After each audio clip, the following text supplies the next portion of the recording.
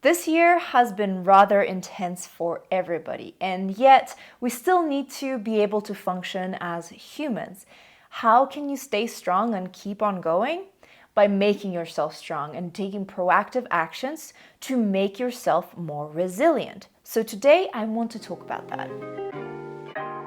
Resilience is the capacity to recover from difficulties quickly. It's basically mental toughness. And right now, that's something that we need very much because life keeps on throwing one thing after another at us, and we need to be able to stand up and continue going. The good news is that we can build it. We can cultivate it by taking intentional actions and building habits that make us stronger. So to learn more about how we can do that, I talked to Jillian Elisberg, who is a doctoral candidate in clinical psychology and an amazing friend of mine and basically a sister, about the topic because she knows so much about mental health and she works with her clients on a day-to-day basis, helping them build that mental toughness.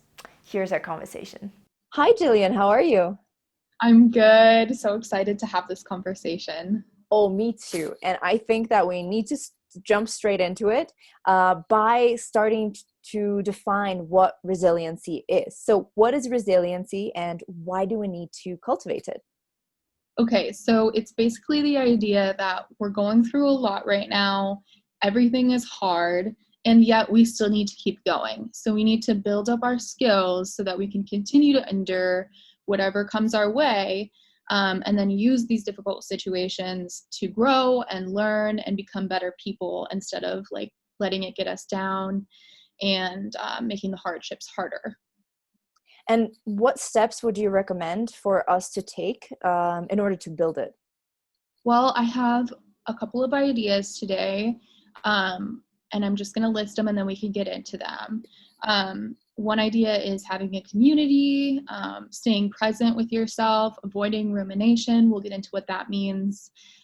Checking in with yourself, and then being really intentional about how we spend our time. Those are awesome actionable items that we all can do, right? And we can do them on a regular basis. So let's talk about and brainstorm some ways in which we can actually make them work and implement them in our day-to-day routine. So what about community? Like, how would you recommend for us to find it and to use it to our advantage? Yeah, community is so important. Having a support system of people around you is one of the best predictors of good outcomes for your mental health. So, these can be your family and friends, it could be local communities, it could be online, that's fine too. There are local communities or like themed ones. There's, of course, job friends or like volunteering friends. Um, I think there are lots of opportunities for communities, but maybe we don't recognize them at first. Yeah, and sometimes it takes um, proactive initiative, right, to find those communities because those communities a lot of the times they do exist. It's just we don't know about them, we're not part of them, and it takes I know so many people, and myself included, who have found communities online by using hashtags on social media and finding like-minded people, like, for example, the community of women in technology. Yeah. Or one of my friends has found a very supportive community for breast cancer survivors. And that was a very, very powerful support system for what she was going through, especially because a lot of those people who were using social media, they were younger and they were also going through the same stages that she was going through. So sometimes we just need to be proactive about finding those communities and utilizing them essentially. Yeah, and I think you're hitting on something important, which is that when you want to look for a community, you're looking for people who can relate to you. And I mean, like the good stuff and the bad stuff too. So, somebody who had cancer is probably going to relate best to other people who might have had cancer. And so, looking online, it might be a little bit intimidating, but there are so many options. Absolutely. And let's go to the next step, the next tip that you shared with us, staying present. What do you mean by it, and how does it help us build resiliency? Yeah. So this is a really important tool as well, because we're talking about not living in the past, not living in the future. If you're able to stay in the present moment, that means that you have less to stress about. Because in this present moment, you have these things around you, you have your own body, and that's what you can focus on. So some ideas for being present, you can Google these if you're interested. There are lots of mindfulness activities. There's stuff called square breathing or diaphragmatic breathing, which is like you want to get that breath all the way down into your belly, not just shallowly in your chest. And then, of course, if you're struggling with this and you're finding yourself living in the past or living in the future too much, get a therapist, talk to them about it. This isn't something that you have to do alone. Absolutely. And it's so I don't know, like I get carried away a lot of the times. It's so refreshing to hear about this, because I get in my head and I start rotating and, just mulling over the same thoughts and the worst case scenario. And I get super anxious and depressed and just down in general. And the moment I remember, and I don't feel like I'm connected with my body, the moment I remember that, hey, I'm actually here, I'm in Colorado, there's nice weather outside, I'm here in this spot on this planet, I'm not somewhere else in the future, I'm not somewhere else in the past, it really helps me, it really grounds me, and I couldn't agree more. It's such a wonderful exercise. And just breathing, it's such a powerful tool, and we sometimes forget about it, and like we don't know how to breathe correctly sometimes, which sounds weird, but yeah. It is weird, but and when we're in those stressful situations, we're more likely to take breaths that are like right in the chest, and that's actually making everything worse. So if we have these tools that we get used to, like the mindfulness or the different breathing exercises, your body will actually remember those as patterns.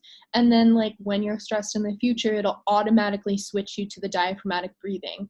So like you can manipulate or hack your body into changing, even if you're not like aware that something is going on.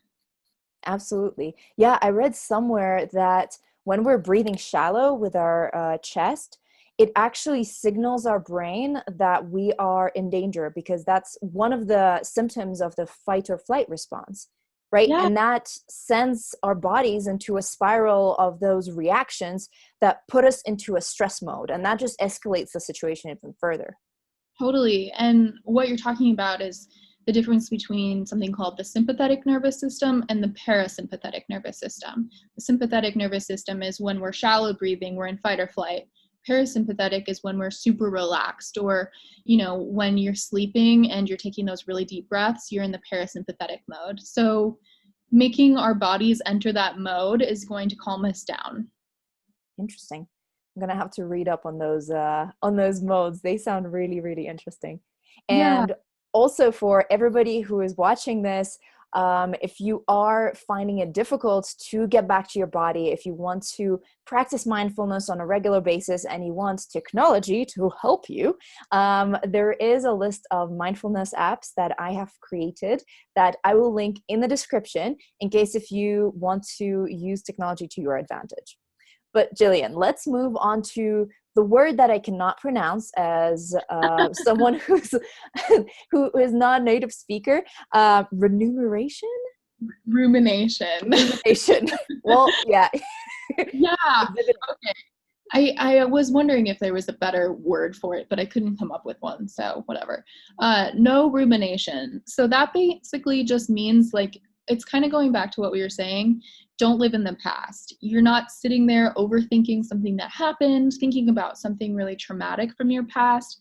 It can get you super down, not just with your thoughts, but also your mood. And then it's way more difficult to come out of that and have that resilience that we're talking about. So the idea is that you want to, one, do things that distract you or make you happy. And then two, maybe start noticing what are your patterns. Like as soon as you start thinking about that one thing that happened 6 years ago, you go into this like cycle or this spiral. Like that's important to know, because that means, okay, what can I do to attach to that trigger instead of going into the spiral? Can I do something else? Can I say, oh, I'm going to start breathing, or I'm going to go outside, or I'm going to talk to a loved one? You know, recognizing your pattern and then making a change. I love that. For me, that trigger is a lot of the time social media, Instagram. Yeah. Scrolling the feed is definitely triggering. And like sometimes I will notice myself getting carried away and like, yeah. And it's wonderfully powerful to attach positive behaviors to negative triggers, because it's all about habits, right? Right. And again, like kind of manipulating yourself into feeling better. Even if you're like not really feeling better, you can start doing something that will make you feel better. Sometimes, I don't know if this is human condition, but like when we're sad or upset, we seek things out that will make us more upset or sad. Mhm. And sometimes you need to wallow, and that's okay. But a lot of times it would be more helpful to get out and do something distracting or joyful. Absolutely. I feel like a lot of us kind of get into that victim mindset, and we feel better about ourselves weirdly when we are feeling like a victim, because it's a weird, at least in my head, that's how it works. And it's a weird just downward spiral where it takes you to a much worse place than you were before. Right. And I'm not exactly sure why we are so prone to doing that, but I'm a therapist and I do it all the time. So obviously, there's something that is pulling us to that. I don't know what it is.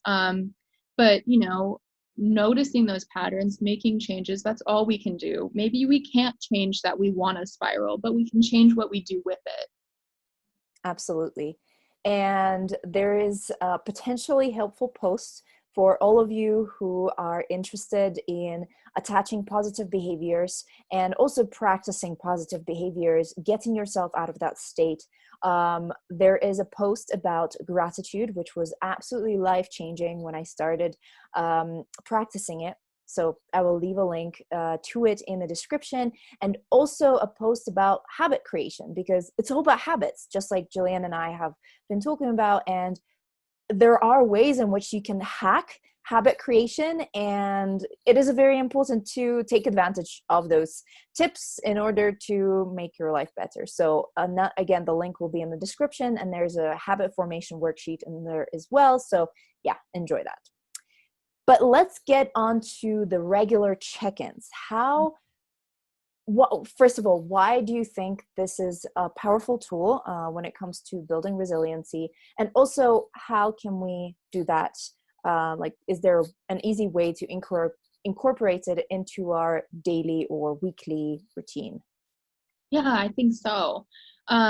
So this is just saying to yourself every day, you know what, I'm not at my best, or there are some days you will feel at your best. You know, you have to take every day with what you can give. I think a lot of us wake up and we're like, we have all these things on our agenda and we're going to do them no matter what. And sometimes you are actively fighting against those things all day long. Is there something else that you can be doing that's worthwhile? Is there something else that would like bring you joy in that day? Or do you need to rest? So some of the things that you can do so that you know what's going on with yourself, you can journal to process your thoughts, or you can talk to your therapist, like we kind of talked about earlier.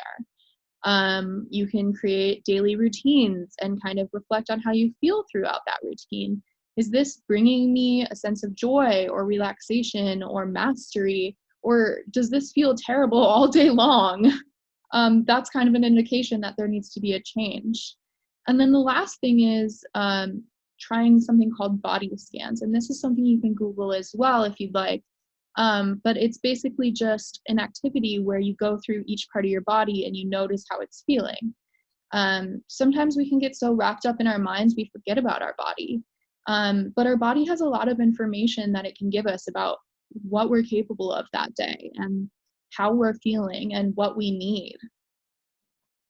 That is such an interesting point, because yeah, you're right. Like, we forget about our bodies. A lot of the times we think that we're here, or at least, that's where I perceive the control center in my in my case, I'm Yeah. here. I know some people will say that they're in their heart, but I'm in my brain. I'm like, this is the machine that's attached to me, but the machine actually, it's a huge part of who I am. And like it's working all together with the brain, and you have to check in with the body as well, because it holds so much information. Don't they say that your intestines, I don't know how to pronounce that word, that's another one of those, is that your second brain, right? Like there's so Yeah. much information, and it's connected. And sometimes the gut feeling that people say that we have is because of that connection. I will not be able to properly explain that connection because I've only read about it, and I know it exists, but it does exist, and listening to your body is so important. So I love that point about body scan, as well as like checking in with your brain. It's like Yeah. together. I think it takes both. And then if you're spiritual, maybe checking in with your soul too. These are parts that sometimes we forget about, but having them integrated makes for a better day. I guarantee it. Absolutely. Absolutely. Speaking of a better day, let's talk about being intentional about your time. What do you mean by that point, and how can it help us build resiliency? And again, like what can we do to be more intentional about how we spend our time? Right. So we've talked a couple of times now about things that you kind of want to avoid doing, like the rumination. So what do we do with that time? If we're avoiding that, what do we do? Um, think about things that actually bring you a sense of joy. So maybe you'll notice that in your body, or in your mind, or both, hopefully, or spiritually. What are things that make you feel like a sense of mastery, which is like, I feel so productive and good about what I did. That brings a lot of joy for a lot of people. But if it doesn't bring you joy, then look at something else. That's fine. Um, talking to yourself about, what do I really want out of my day? Is it that I just want to get through my agenda? Or do I want to have like some kind of joy during the day? Do I want to get something more from this day than just the activities themselves? And then using that to guide what you actually do with your time. Yeah, absolutely. It's so important to be proactive about how you spend your day, spend your time, your day, because you only live once on this planet, right? And this is something that you have control over. This is something that you can absolutely plan out and figure out what works for you, what doesn't work for you, and yeah, create a life that really brings you joy. I love that word, joy. And I love what you said. This is something you have control over, because when we're going through difficult times, it can feel very out of control. So one thing that really helps is to find the little things in life that you do have control over. So, and then you're also saying prepare. Like, yes, that's so important. Sometimes when we're in the moment, it's really hard for us to be like our best versions of ourselves. Thinking of ways that we can feel better is almost impossible. Come up with things that make you feel better in advance, and then maybe share them with your loved ones so that they can help. If you're looking down, or you tell them that you're down, they can help too. Um, Preparing in advance is really going to help. Absolutely. And maybe even preparing, just, ideating on the spot here, preparing certain things that you can ask your loved ones to tell you, or Yeah. to help you with. For example, my husband sometimes pushes me to go for walks when I'm in, I don't know how to describe these modes, but when I'm really stressed out, he either pushes me out to go for a walk and like just go by herself, or takes me on a walk. Like he wants me to change the environment and things like that, and he's figured it out for me. But if you know what helps you, and your loved ones are probably very excited to help you and like are there for you, right? Just tell them what you need. Tell them, like, if you see me stressing out, like, I don't know, bring me a cup of tea or something like that, like whatever works for you, like help them understand how they can help you. And like, because sometimes we get too carried away in our situations, and again, like we're not present or anything, and like sometimes that interruption and like that intention helps take us out of that state. Yeah, and it's coming back to one of these first points about having a community. This isn't just about you. On other people's bad days, you'll be there for them.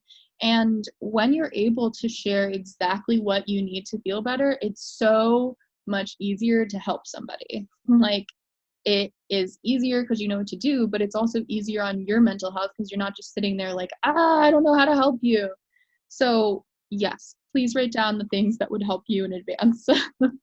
Absolutely, absolutely. And I love how all these points are kind of interwoven. There's so many things that we can be intentional about, and it just takes really understanding what works for you and um, working with yourself and with other people in your community.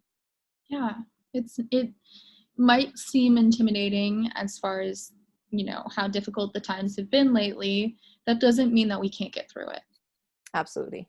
We can, and we'll come out stronger in the end. Yeah. I have also linked a post about mental health practices that have helped me in self-isolation in the description. If you're interested, go find that link and read the post. Hopefully it's helpful. Jillian, thank you so much. You've been amazing. Thank you so much for sharing your wisdom with my audience. Thank you. I'd love to do it. Thank you so much, Jillian, for sharing your experiences and insights. I love talking to you. It's always just such a wonderful flow, and I hope that the audience has also enjoyed it. It's going to be one of many videos that Jillian and I work on together because Jillian is helping me with some content and she's been amazing.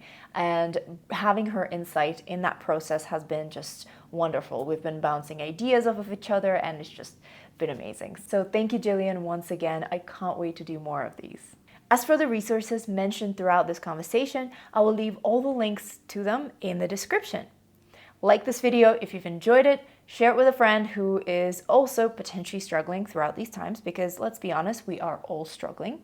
And of course, subscribe to my YouTube channel if you haven't already.